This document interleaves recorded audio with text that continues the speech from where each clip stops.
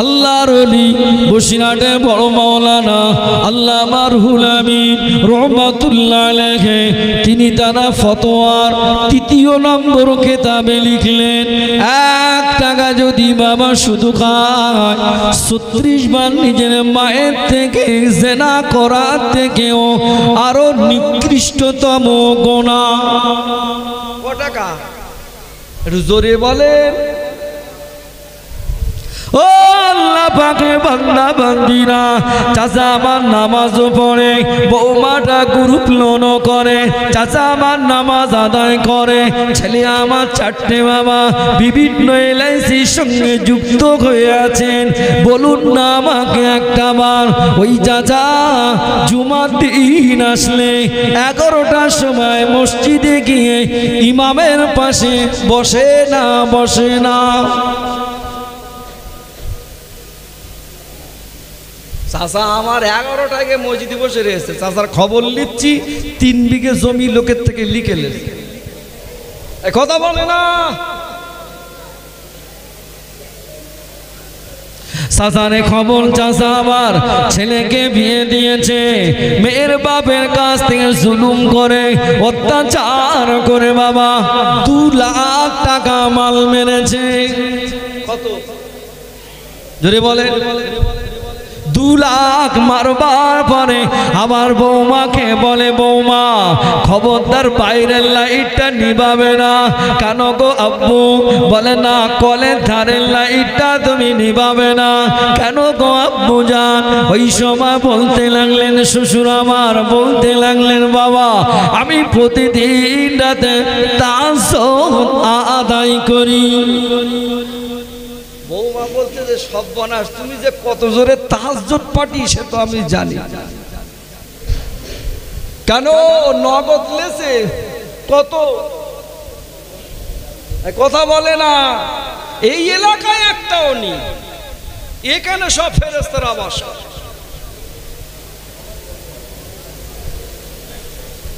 ওই বাবাকে জিজ্ঞাসা করলাম, আবার দেখতে পাওয়া যায় ওই লোকটি আল্লাহ।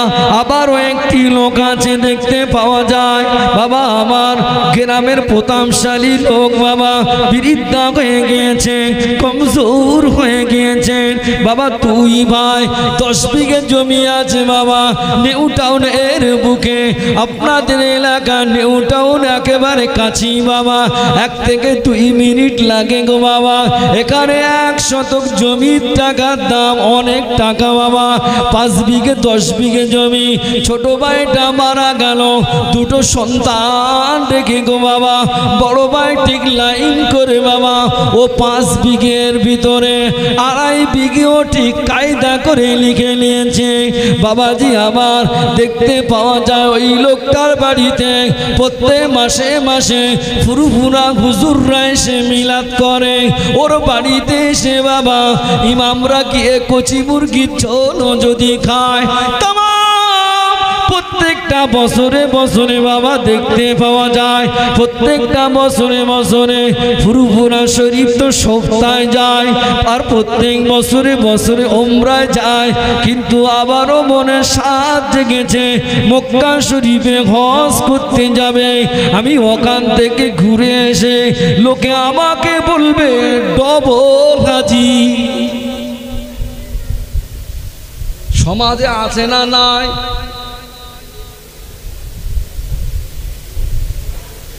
দু বিঘে জমির দাম 50। কত টাকা? 50 লাখ। ও হজ করেছে 5 লাখ। আবার উমরা করে 1 লাখে। লোক যায় বলে দেখো আমাদের ডবল হাজি যাচ্ছে। খোঁজ লিচ্ছি মাল পুরো 2.5 বিঘে ঝেড়ে দেবে দিকে বলি, কথা বলে না।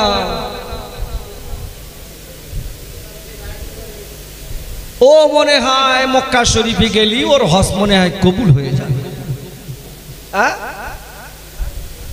আচ্ছা এই হাজিরা বাড়ি আসলি এইরকম কথা শুনেছেন আপনারা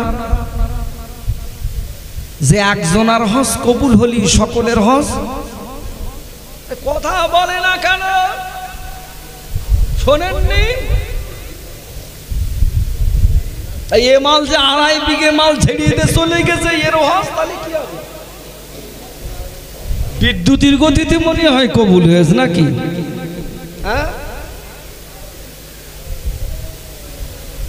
আল্লাহ আমাকে দুইবার মক্কা শরীফে নিয়ে গেলেন।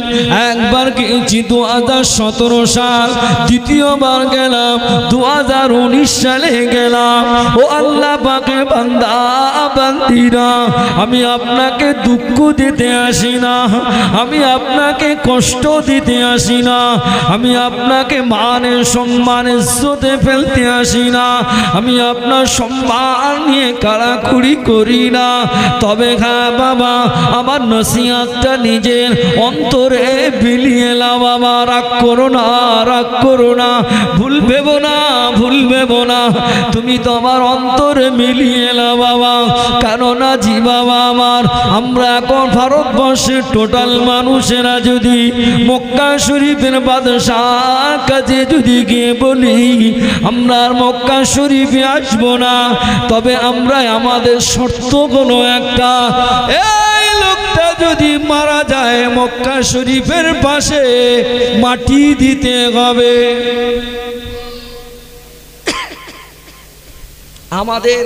আমরা আর মক্কা শরীফ আর আসবো না, কিন্তু আমাদের দাবি আপনাদের কাছে একটাই। সৌদি সরকার বলতেছে, বলে কিসের দাবি বলো? এই যে 2.5 বিঘে ঝেড়ে দিয়ে মাল চলে গেছে, এই মাল মল্লি এখানে দাফন করতে হবে। এই কাবা শরীফ এই জায়গাটা ওই সাইডটা একটু দাফন করার ব্যবস্থা করে দাও। আযাব হবে বলে কি মনে হয়? আপনাদের কি মনে হয়? কথা না বললে ওয়াজ হবে না, পরিষ্কার কথা বলে। আপনাদের কি কষ্ট হচ্ছে?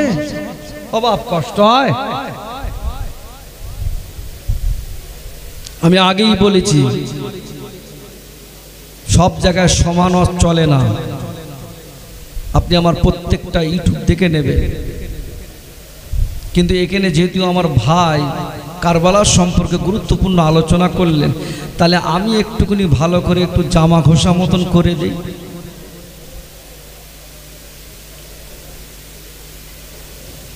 পৃথিবীর জমিনে 3টি জায়গা আছে, পৃথিবীর জমিনে 3 জায়গায় তাকালে বাবা নেকি আর নেকি, শুধু নেকি আর নেকি। এক জায়গা হলো কোরআন শরীফ। একটা কি জোরে বলে? আল্লাহ পাকে কোরআন শরীফের দিকে যদি তাকান, আল্লাহ পাক আপনাকে নেকি দেয়। দ্বিতীয়তম হলো, দ্বিতীয় নাম্বার হলো, আল্লাহ কোনো বান্দা বান্দিরা যদি বাবা বাপ্পায়ের মুখের দিকে যদি তাকায়, আল্লাহ পাক শুধু নেকি নয়, মকবুল ওয়াজের সওয়াব তার নামায় আমলে লিখে দেয়। তৃতীয় নাম্বার হলো, আল্লাহ পাকে কোনো বান্দা বান্দিরা যদি আল্লাহ পাকে কাবা শরীফে যদি চুপ করে তাকিয়ে থাকবে, আল্লাহ পাক 20টা করে নেকি দান করে লাগে। কটা বললাম? জোরে বলে। বাপ মার মুখের দিকে তাকালে আল্লাহ নেকি দেয়, কোরআন শরীফে তাকালে ও পড়তে জানে না, কিচ্ছু জানে না, শুধু খুলে তাকাবে, আল্লাহ নেকি দেয়। জোরে বলে। আর কাবা শরীফে কিচ্ছু পড়বে না, শুধু এরকম তাকিয়ে থাকবে কাবার দিকে, আল্লাহ 20টা করে নেকি দেয়। জোরে বলে। যে জায়গায় সবসময় 120 টাকার রহমত নাজিল হচ্ছে, 2.5 বিঘে ঝেড়ে দেওয়া মাল যে চলে গেল, ওরে দাফন ওই জায়গায় হবে, ও কি আযাব হবে বলে মনে হয়?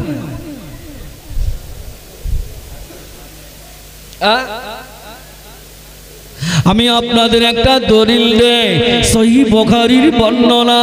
আল্লাহ নবী জানিয়ে দিলেন, মানজাল কাবরি ওয়াজাবাত লাহু শাফাতি। জোরে বলে, আরো জোরে বলে। আল্লাহ নবী জানিয়ে দিলেন, কেউ যদি আমার মাজার শরীফটা যদি জিয়ারত যদি করে, আমি রাসূলুল্লাহ জানিয়ে দিলাম কিয়ামতের হাসরের দিনেতে তাকে সুপারিশ করে আল্লাহ পাকের 8টি বেহেশতের দরওয়াজায় নিয়ে যাবার দায়িত্বটা আমি রাসূলুল্লাহ আমার তরফে ওয়াজিব হয়ে যায়। জোরে বলা যায় না? ও কুলবের নওজোয়ান ছেলেরা, ও মায়েরা, বাপেরা, এবার তাহলে আপনি আমাকে বলেন, এই যে ব্যক্তিটা 2.5 বিঘে যে ছেড়ে দিয়ে চলে গেল মক্কা শরীফে, এমন একটি জায়গা আছে মাতাবে দাঁড়িয়ে দাঁড়িয়ে দোয়া করলে আল্লাহ পাকে দরবারে কবুল হয়ে যায়। বাবাজি আমার, আল্লাহ পাকে কাবা শরীফে একটি দরওয়াজা আছে গো বাবা, ওই দরওয়াজাটির নাম হলো গো বাবা, ওই দরওয়াজার সামনে দাঁড়িয়ে দোয়া করলে সেকেন্ডের ভিতরে কবুল হয়ে যায়। আল্লাহ পাকের বান্দা বান্দিরা কাবা শরীফের ডিজাইনই দেখবেন, ফটোটা দেখবেন, ছবিটা দেখবেন, কাবা শরীফ আছে গো বাবা, একটা রাউন্ড আছে, ওর ভিতরে 2 রাকাত নামাজ আদায় করে দোয়া করলে আল্লাহ পাকের দরবারে কবুল হয়ে যায়। আল্লাহ নবী জানিয়ে দিলেন 7টি তওয়াফ হয়ে গেল। এবারে আপনি মাকাম ইব্রাহিমকে সামনে রেখে 2টি রাকাত নামাজ আদায় করলে ওই দোয়াটা আল্লাহ পাকের দরবারে কবুল হয়ে যায়। বাবা শুধু তাই নয়, এবারে আপনাকে চলে যেতে হবে গো বাবা, এবার আপনাকে সাফা এবং মারওয়া সাই করতে হবে গো বাবা, সাফা এবং মারওয়া সাই করবার পরে দেখতে পাওয়া যায় ওখানে আপনি দোয়া করলে আল্লাহ পাকের দরবারে কবুল হয়ে যায়। সমস্ত কাজগুলো মিটিয়ে নিয়ে কিয়ামতের মাঠ, ওটা অন্য কোনো মাঠ নয়, আরাফার ময়দান, আরাফার ময়দান, যেখানে সেকেন্ডে সেকেন্ডে দোয়া কবুল হয়ে যায়। সমূহ কাজ সমাধা করে নিয়ে হাজী সাহেবরা বাবা মক্কা শরীফ থেকে বিদায় নিয়ে মদিনা শরীফে যাবেন। মদিনা শরীফে গিয়ে আল্লাহ নবীর মাজার মুকাদ্দাস দেখবার সাথে সাথে যে দোয়াটা করে ওই দোয়াটা আল্লাহ পাকের দরবারে কবুল হয়ে যায়। এবার আপনি বলেন, এই যে 2.5 বিঘে ছেড়ে দিয়ে মাল যে গেল, ওদিকে আল্লাহ নবী আবার বলল, যে ব্যক্তি আমার রওজা শরীফকে জিয়ারত করলো, আমার রওজা এসে সালাম দিল, তার জন্য সুপারিশ করাটা ওয়াজিব হয়ে যায়। কিন্তু না, আল্লাহ নবী আবারও এটাও জানিয়ে দিলেন, কেউ যদি এতিম মিসকিনের হককে ফাঁকি দিয়ে যদি আসে, সে হস্ত দূরের কথা আমার উম্মত বলে দাবি না করে। জোরে বলে, যে জায়গাটায় নবী বলেছেন, যে জায়গাটায় নবী বলেছেন মাজার দেখলি সালাম দিলি জান্নাতে যাওয়া ওয়াজিব হয়, ওর পরই আবার নবী বললেন, কারুর হকটা যদি মেরে এসে যদি এখানে সালাম দেয়, ও কিয়ামত পর্যন্ত মাল এখানে পড়ে থাকবে, তবু ওর কথা বলে না। আচ্ছা, এমন গল্প আপনারা শুনেছেন, আমার আব্বার কি কপাল, আমার আব্বার কি নসিব, মক্কা মদিনায় মরে গেল, কথা বলে না। আরে এরকম গল্প শোনেননি? হ্যাঁ, তা তোর আব্বা মক্কা মদিনায় মরে বলে কি আযাব কি সব মাপ? 2.5 বিঘে মাল ছেড়ে দিয়ে বের গিয়ে পড়েছে, হ্যাঁ, সব কি মাপ? এত সহজ? ব্যবসা তো ভালো, 50 লাখ দাম, 5 লাখ হজ করতে লেগেছে, 7 বার ওমরা করেছে, 7 লাখ, তাহলে 5 আর 7 কত হয় বাপ? আছে কত? হ্যাঁ, কত? 38। ব্যবসাটা খারাপ না ভালো? ব্যবসাটা বেশ মোটামুটি খুব কায়দার ব্যবসা, তো ওই ব্যবসায় লাগতে হবে মনে হয়। এবার ও যদি কিয়ামত পর্যন্ত মাল যদি ওখানে থাকে, ওর আযাব কেউ রুখতে? বাবা বলো, মনে করলি মরে গেলি মাপ। আচ্ছা আমি আপনাদের কাছে একটা, আমি তো আর ওইসব মুফতি না বাপ, আমি আর ওইসব ফতোয়া দেইনি, তবে আপনাদের কাছে একটা কথা জিজ্ঞাসা করি, বাপ চলবে না বন্ধ হবে? একটু কথা বলে, চলবে না বন্ধ হবে? একটু তাকবীর দেবো, যদি আওয়াজটা যদি ভালো হয় তাহলে আর কিছু সময় বলবো, তা নইলে দোয়া করে দেবো। খিচুড়ির খবর কি করছি, লাইন আছে? হ্যাঁ একবার তাকবীর দে দেখি, ছোট করে দেই, নারাই তাকবীর। আওয়াজ যা সর্বনাশ করেছে তো, সারা রাতের আওয়াজ বলি। আর একবার ঝেঁকে মারি, নারাই তাকবীর। সর্বনাশ করেছে, মাথা খারাপ হয়ে যাবে তো বাবা। আচ্ছা আবু জেহেলের বাড়ি কোথায়? কথা বলে না? ও পয়সানের বাড়ি কোথায়? মক্কায় তো নাকি না অন্য কোথায়? হ্যাঁ আরে শুধু মক্কায় বললে ভুল হবে, ও মালের বাড়ি যেখানে, দয়াল নবীর বাড়ি তার পাশেই। কথা বলে না? আমি ভাই হোটেল থেকে আসতেছি আসরে নামাজ পড়বো বলে, আবু জেলের বাড়ির ধারে আসলি পেশাব লাগে, কান্তা কি বুঝতে পারি।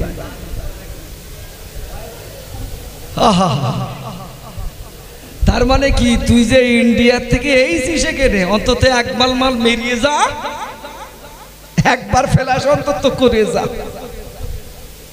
আমি বলতিস দেবো না, আবু জেলের ঘর ছাড়েও না, মাল তুই একবার ছাড়ে কেন?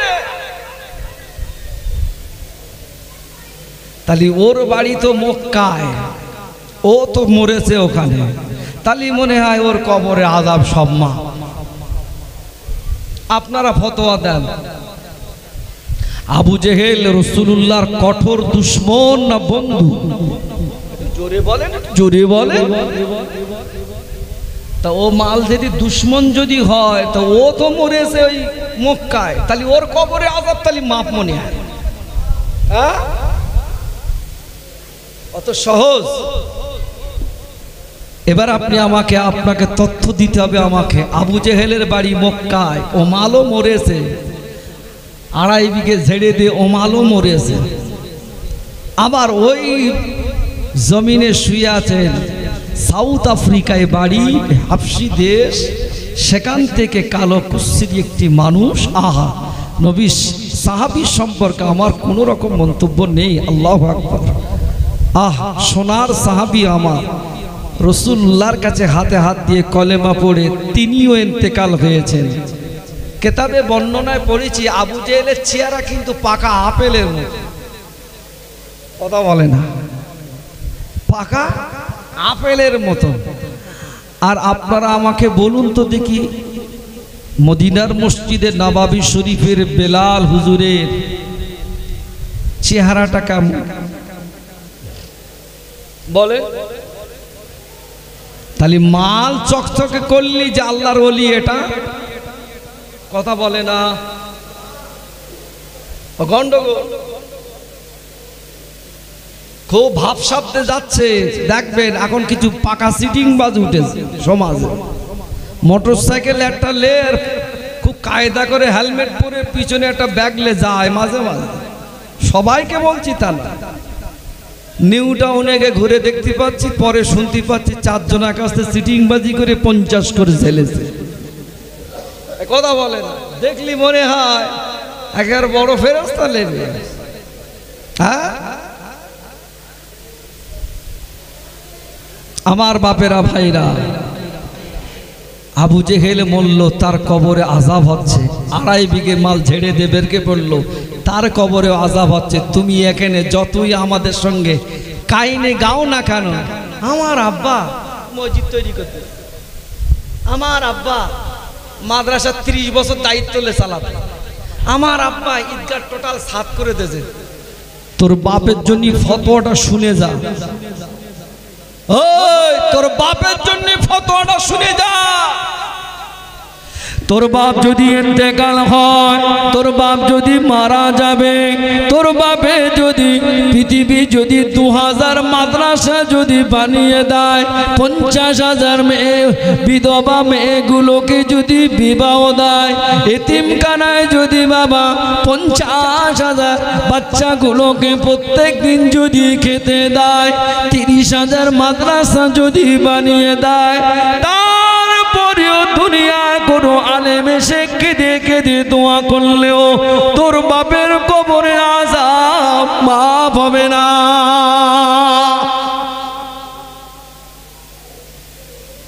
ও 20,000 মাদ্রাসা করে দেখলাম, মাল ঝেড়িয়েছে কত? 2.5 ঝেড়িয়েছে কত? ওর ভার যে ঝেড়িয়েছে, ওর ভাইটা তো মারা গেছে, 2 বাচ্চা, একটা ছেলে একটা মেয়ে, এতিম। পরে দরওয়াজায় দরওয়াজায় হাত পেতে খাচ্ছে। আর হারাম খোর, তুই মদিনায় গিয়ে 5 স্টার হোটেলে গিয়ে বসে রয়েছিস। এই আযাব মাফ হবে বলে মনে হয়? কথা বলে না। ওরা মারা কাটা ঝাড়া পাটি তো আবু জেহেলের কাজ। ও তো আবু জেহেলের কাজ। ও আবু জেহেল তোর বলে যাই, দেখ আমিও মেরেছি, ঝেড়েছি, তুইও 2.5 বিঘে ঝেড়িয়েছিস, অতএব তুই আর বাড়ি ফিরে যাসনি, আমার কাছে শো।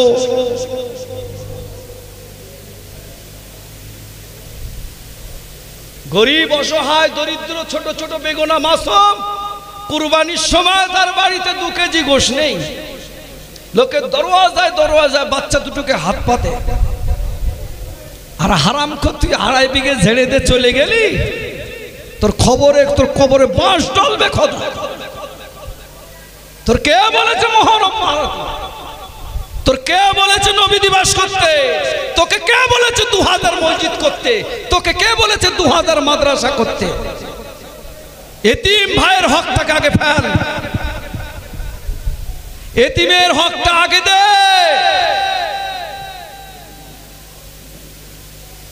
ওই লোকটি আমার মারা গেলে, ইন্তেকাল হয়ে গেলে, ওর বড় ছেলেটা লাশের পাশে দাঁড়িয়ে দাঁড়িয়ে বলে, আমার বাপ অন্যায় করে ফেলেছে, অপরাধ করে ফেলেছে, মাফ করে দাও, মাফ করে দাও, ক্ষমা করে দাও, ক্ষমা করে দাও।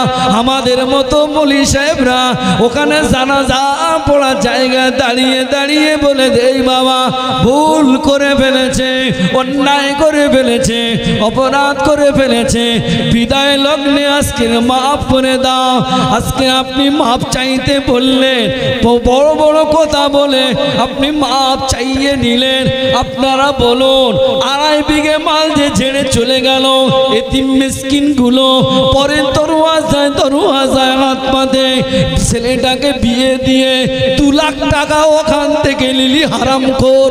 আজকে তুই মারা গেলি, তোর কবরে আযাব পৃথিবীর কোনো হুজুর আনলেও মাফ হবে না। মুজাদ্দিদুজ্জামান পীর আবু বাকার এসে দোয়া করলে তোর কবরে আযাব মাফ হবে না। মক্কা শরীফ, মদিনা শরীফে যত ইমাম আছে, টোটাল ইমামগুলো কবরটাকে ঘিরে নিয়ে কোরআন পড়বে আর দোয়া চাইবে, ওর কবরে আযাব মাফ হবে না।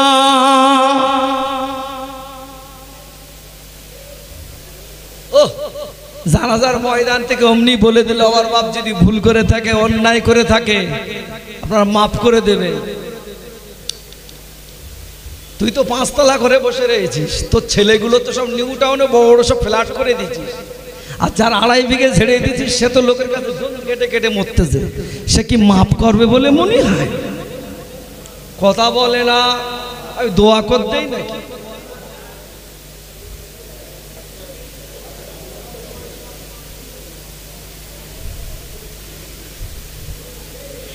বেকার বেকার ফজরের নামাজ পড়ে মাল টুপি খুলতে যা, চায়ের দোকানে এসে লাফাচ্ছে, বুকির বোকানোয়া খুলে, এই চা দে, চা দে, দাঁড়কে চা দে। কেন ওরা মুখ করতে গেল? কথা বলিস না, 4টে ছেলে, কথা বলে না, 4টে লাঠি 2 করে 6 লাখ। কথা বলিস কেন অত বেশি? সাদে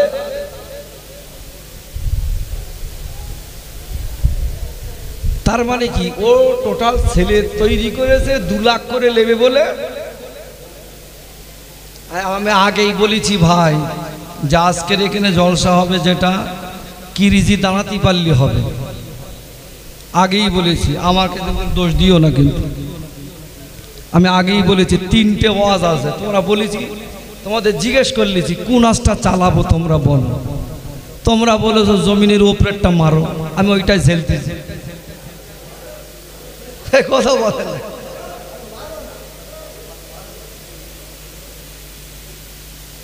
মাল এসে চা খাচ্ছে, শুধু লাভ আছে।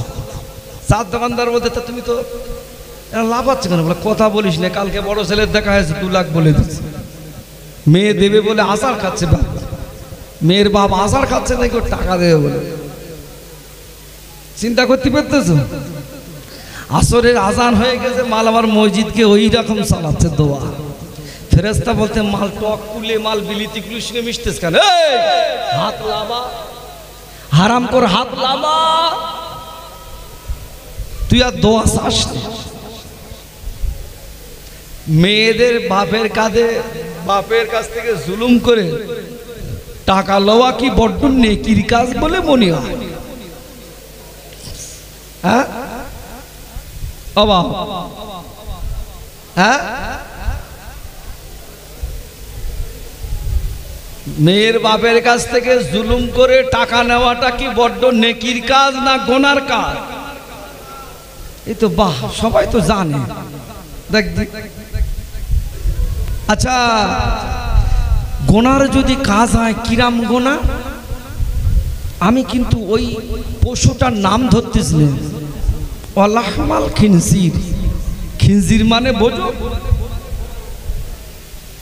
ওর পায়খানা করার থেকে, পায়খানা খাওয়ার থেকে আরো নিকৃষ্টতম গোনা। কথা কি বোঝা যায়? আর ও যদি বৌমার সাথে গল্প দেয়, মা বলছে কি আব্বা? বলে বাবা মা তোমরা শুয়েছো ঠিক আছে, কিন্তু কলের ধারে লাইটটা যেন অফ করো না। তা বৌমা বলতে কেন গো আব্বা? বলছে বাবা আমি 2টো আড়াইটায় উঠে তাহাজ্জুদ পড়ি। বউ আর স্বামী, বউ আর ছেলে ওরা ঘরের ভিতরে যখন এসে বউটা বলতেছে বাবা তোমার আব্বা তো বিশাল তাহাজ্জুদ গুজারি। না আব্বা খুব নামাজ কালাম পড়ে, সব বিষয় আলাদা, সব তুই বুঝবি না। ছেলে আবার বলতেছে, মানে এই পাকা সিটিং বাস তৈরি হচ্ছে আবার, বলে তুই ওসব বুঝবি না। তা বলছে কেন বুঝবো না? তোমার বাপ তো 1 সপ্তাহ আগে আমার বাপের কাছ থেকে 2 লাখ টাকা নিল চুক্তি করে, কি হবে তাহলে ওটা? বলো ও সব যায়, সব তুই বুঝবি না, সব যায়।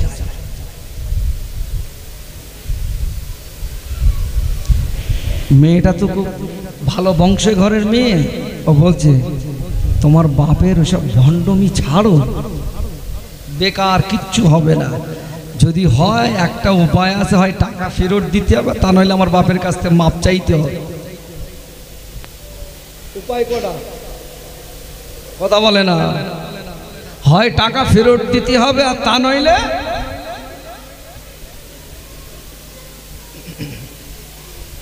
আপনার ছেলে দেখতে ভালো, ব্যবসাও ভালো, আপনার ছেলে দেখতে ভালো, আপনার ছেলে ব্যবসাওটাও ভালো, 3 কোটি টাকার মালিক বাবা। নিউ টাউনে 4টে ফ্ল্যাট আছে বাবা, 10টা ভাটা আছে গো বাবা, 4টে। আমাকে বলবেন একদিন চুলোয় আগুন উঠতো তো 2 দিন উঠতো না, 5 দিন উঠতো তো 3 দিন উঠতো না। এরকম একটি কঠিন পরিস্থিতির মাঝখানে ইমাম হাসান আর হুসাইন হুজুর কি তানারা কোন রকম অবৈধ জিনিস খাওয়া দাওয়া করেছিলেন কি? অবৈধ বলতে কি বাংলায় বলি, ঘুষ, সুদ ইত্যাদি খেয়েছিলেন? তাহলে তানারা না খেয়ে আল্লাহ আল্লাহ রসুলকে ভালোবেসে তবে আল্লাহ পাক এমনই দরজা দিয়েছিলেন যাকে আল্লাহ পাক যুবকদের সরদার করেছিলেন। জোরে বলেন। আমাদের জীবনে মনে হয় সুদ নেই, আছে? হ্যাঁ, এদিক মনে হয় নেই, মানে এদিক সুদ কেউ খায় না। 10 টাকায় 36 লাখ, মানে বোঝেন? কথা বলে না।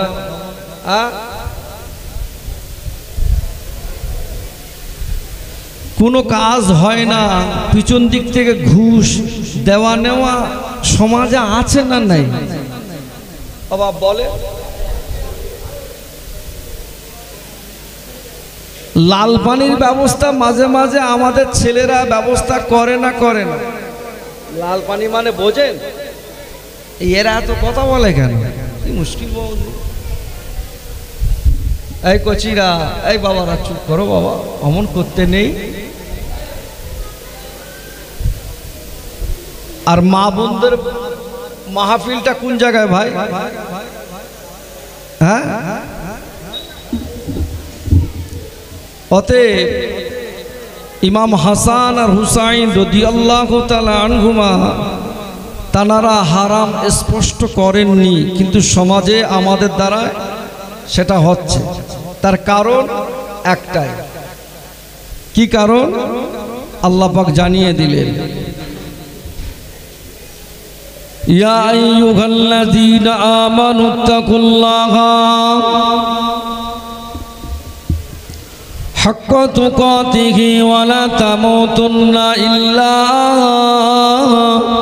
ওয়া আনতুম মুসলিমুন। জোরে বলুন। আল্লাহ পাক জানিয়ে দিলে, ও আমার বান্দা, ও আমার বান্দা বান্দিরা রে, আমি আল্লাহ পাক তোমাদেরকে জানিয়ে দিলাম, তোমরা যদি আমাকে যদি ভয় করো, আমি আল্লাহ পাক জানিয়ে দিলাম, ভয় ততটা ভয় করো কতটা ভয় করব। আল্লাহ পাক জানিয়ে দিলেন, ইত্তাকুল্লাহ, বান্দা অতটা ভয় করো, ভয় করবার মতো ভয় করো। ভয় যদি করছো, আমি আল্লাহ পাক জানিয়ে দিলাম, ওয়া আনতুম মুসলিমুন, বান্দা ইন্তেকাল হয়ে যাবে, বান্দা মারা যাবে, মরে যাবে, ইন্তেকাল হয়ে যাবে। ওই মরণটাকে আমি আল্লাহ পাক মুমিন মুসলমান করে দেব।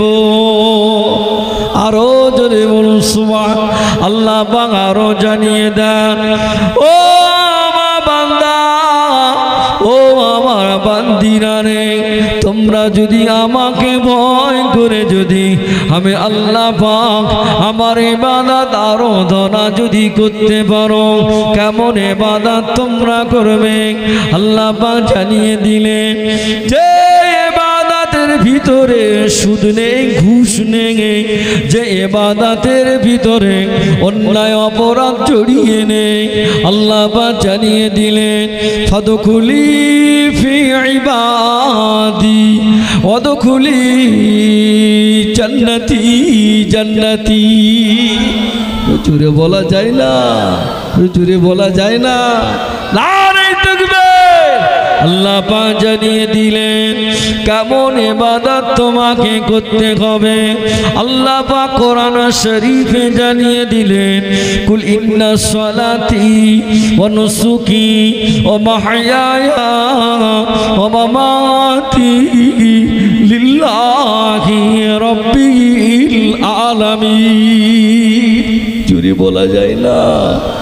আল্লাহ পাক জানিয়ে দিলেন, ও আমার হাবিব, ও আমার হাবিবের পিয়ারা, আমি আল্লাহ পাক আপনাকে জানিয়ে দিলাম, আপনি বলে দেন ওদের নামাজ, ওদের রোজা, ওদের কুরবানি যা কিছু হবে, আমি আল্লাহ পাক লিল্লাহি রাব্বিল আলামিনের জন্য, আল্লাহকে খুশি করার জন্য যদি হয়, আমি আল্লাহ পাক কথা দিলাম, ফাদখুলি ফি ইবাদি ওয়াদখুলি জান্নাতি।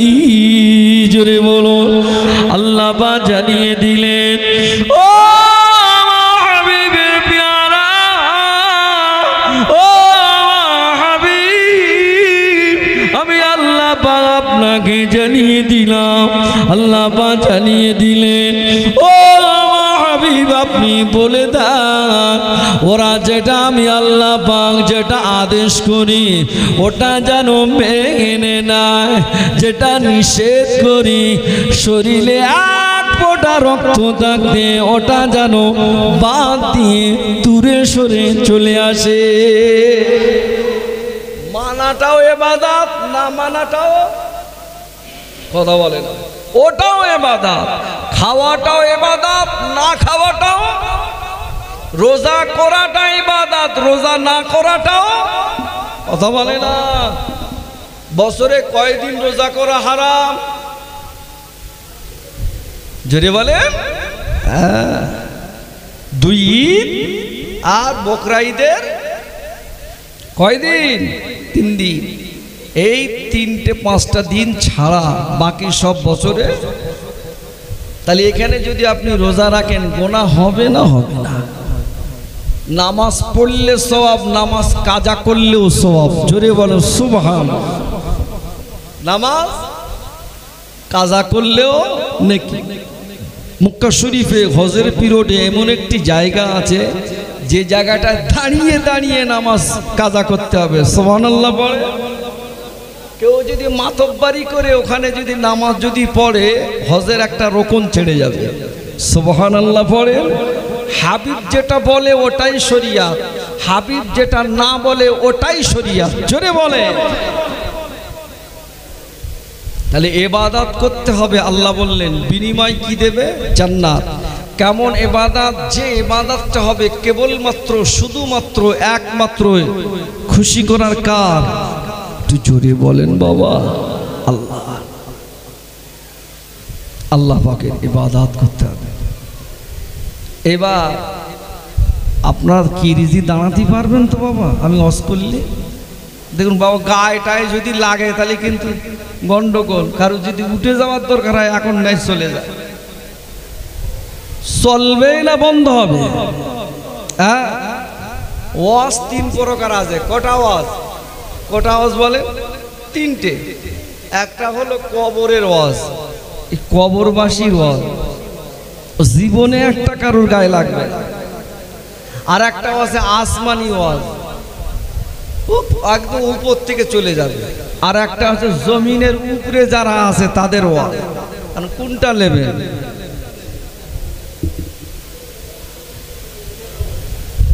আর জমিনের উপরে ওয়াজ যদি করি বাবা, দাঁড়াতে পারলে মুশকিল। যদি দাঁড়াতে পারেন তাহলে ভালো হবে। ছেলেদের বাচ্চাদের পেটে দেখবেন কিমড়ি হয়। আচ্ছা, এই কিমড়ি যখন হয় সাধারণত ওই বাচ্চাগুলো কি তিতো ওষুধ কি খেতে চায়? হ্যাঁ। আর আমি যদি ডাক্তারের কাছে যদি যাই যে আমার বাচ্চার পেটে কৃমি হয়েছে, ডাক্তারবাবু আমাকে ঔষধ দেন। ডাক্তার যদি বলে তোমার বাচ্চারে ভালো করে মিষ্টি খাওয়াও, আচ্ছা ওটা কি ডাক্তারের জাত বলে মনে হয়? কথা বলে না বাবা, বলো। তাহলে ওর কি খাওয়াতে হবে? হ্যাঁ, তিতো। আচ্ছা, বাচ্চারা কি সহজে তিতো খেতে চায়? বাচ্চারা, আপনার সকলেই পিতা, আমিও একজন পিতা। বাচ্চাগুলোকে ওর মায়ের কোলে ভালো করে হাত ধরে রেখে ওর বাপ বা বড় মেয়েটাকে বড় ছেলেটাকে বলে তুই পাটা ধর, ইমেলে করে ওষুধ ঢালে, ডালা মুকুটিতে ওষুধ ঢেলে বাচ্চার গালে যখন দেয় ওর ঢোক গেলে কি সহজে? কথা বলে না। কি করে? আ করে। ওর মা বলে তুই যতই আ করিস আর যতই কাঁদিস তোর কিন্তু ছাড় নেই। তুই যতই ওষুধ ফেলে দিস না কেন তোর ছাড় নেই। আমার টার্গেট ওর ভিতরে যদি 2-4 ফোঁটা 5 ফোঁটা যদি যায় তবে কিন্তু তুই সুস্থ হবি। এটাই আমার টার্গেট। কথা ঠিক বলছি না ভুল বলছি? আর মা যদি সন্তানের প্রতি ওই জায়গায় দয়া দেখিয়ে যদি ছেড়ে দেয়, ও বাচ্চা কি সুস্থ হবে বলে মনে হয়?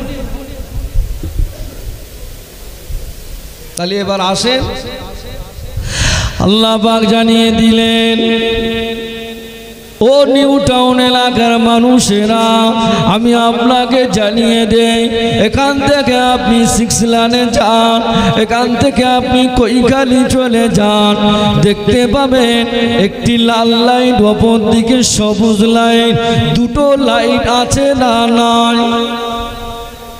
সবুজ লাইটটা যদি জ্বলে, আপনাকে জামে যদি থাকেন আপনাকে পেরিয়ে যেতে হবে। লাল লাইটটা যদি জ্বলে, আপনি নেতার ছেলে বলুন, কেতার ছেলে বলুন, আপনাকে ওখানে দাঁড় হতে হবে না, হবে না? ও আল্লাহ পাকের বান্দা বান্দিরা, আপনারা সন্ধ্যা থেকে নিয়ে কারবালার করুণ ইতিহাস আপনি শোনালেন।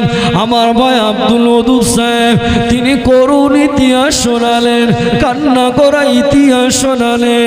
আমি আপনাকে ইমাম হাসান আর হুসাইন রাদিয়াল্লাহু তাআলা আনহুমা হুজুরের ইতিহাস সম্পর্কে আমি একটি আদর্শ তুলে নিয়ে আপনাদের সম্মুখে নসিহত করতে চাই।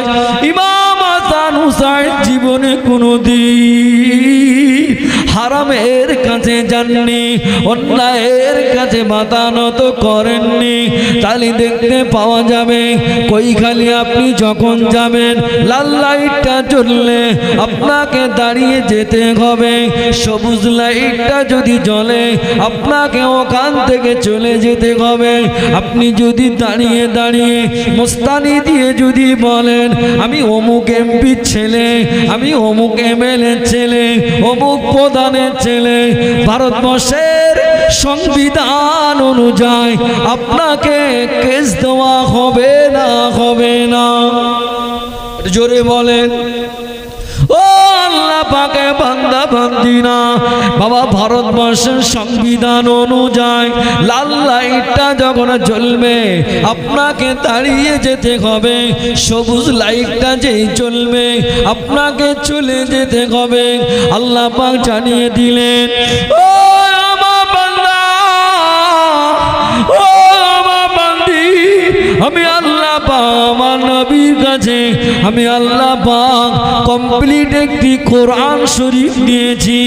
আমার হাবিব তোমাদের কানে যেটা বলে, মা আতাকুমুর রাসূলু ফাকুযুহু ওয়া মা নাহাকুম আনহু ফান্তাকু। ও বান্দা আমার বান্দিরা রে, আমি আল্লাহ পাক জানিয়ে দিলাম আমার হাবিব যেটা তোমাদেরকে নিষেধ করে, আমার হাবিব তোমাদেরকে জানিয়ে দিয়েছেন। সুদের জায়গায় নো এন্ট্রি বোর্ড লেখা আছে, ঘুষের জায়গায় নো এন্ট্রি বোর্ড লেখা আছে, বাবাজি আমার ফোন নেওয়ার জায়গায় নো এন্ট্রি বোর্ড লেখা আছে, বেনামাজির জায়গা নো এন্ট্রি বোর্ড লেখা আছে, বিভিন্ন জায়গায় নো এন্ট্রি বোর্ড লেখা থাকে। আমাদের ঘরে রাস্তাঘাটেও বিভিন্ন জায়গায় নো এন্ট্রি বোর্ড লেখা আছে। আপনি ক্ষমতাশীল ছেলে বলে নো এন্ট্রি বোর্ডটা যদি আপনি ভেঙে চুরমার করে যদি চলে যান, ভারতবর্ষের সংবিধান অনুযায়ী একদিকে যেমন কেস হবে, অপর দিকে আপনার জেল জরিমানা দুটোই হবে। এটা যদি ভারতবর্ষের সংবিধান যদি এটা হয়, ও আল্লাহ পাকের বান্দা বান্দিরা, আজ থেকে ১৫০০ বছর আগে আল্লাহ নবী মক্কাবাসীদেরকে উদ্দেশ্য করে বলেছিলেন, তামাম উম্মতদেরকে উদ্দেশ্য করে বলেছিলেন, বাবা তোরা সুদ চা খাস না, ঘুষ চা খাস না রে বাবা, তোরা বাবা ছেলেকে বিয়ে দিয়ে পণটা নিবি না, মহিলা সমিতি করবি না, গ্রুপ লোন করবি না, গাড়ি কিনে তোরা বাবা লোন ব্যবহার করবি না। আল্লাহ পাকের রাসূল এটা নিষেধ করেছেন। আমি যদি আল্লাহ পাকের দেওয়া সংবিধানে বোর্ডটাকে ভেঙে চুরমার করে যদি চলে যায়, কবরের ভিতরে কি ফেরেশতারা কি আমাকে ছাড়বে? আমার মনে হয় ফেরেশতারা মনে হয় চুমুটুবু খাবে বলে মনে হয়, দুধ কলাতে ভাত দেবে বলে মনে হয়। হ্যাঁ, আল্লাহ বলছে লাল লাইট যদি জ্বলে, ওটা যদি দাঁড়াস, তুই নেতার ছেলে বলে যদি চলে যাস, কথা বললি মার। না আমি অমুক এমপির ছেলে, পুলিশ গিয়ে আমার কলার ধরে বলতে চাই মার, কথা কম বল, এই 6 মাসের জেল দে, হয় না হয় না। তাহলে এটা যদি দুনিয়াবি যদি আইন হয়, আল্লাহ পাক আগেই ঘোষণা করে রেখেছেন, বারবার বলেছেন যে তোমরা ঘুষটা খেও না, সুদটা খেও না, হারামটা খেও না। ওই জায়গায় নো এন্ট্রি বোর্ড লেখা আছে। ও কি করতেছে, ও মনে করতেছে আমার টাকা হয়েছে বলে ও বোর্ড ভেঙে চলে যাচ্ছে। আমার মনে হয় ফেরেশতারা ওর ছেড়ে দেবে বলে মনে হয়। ফেরেশতারা বলে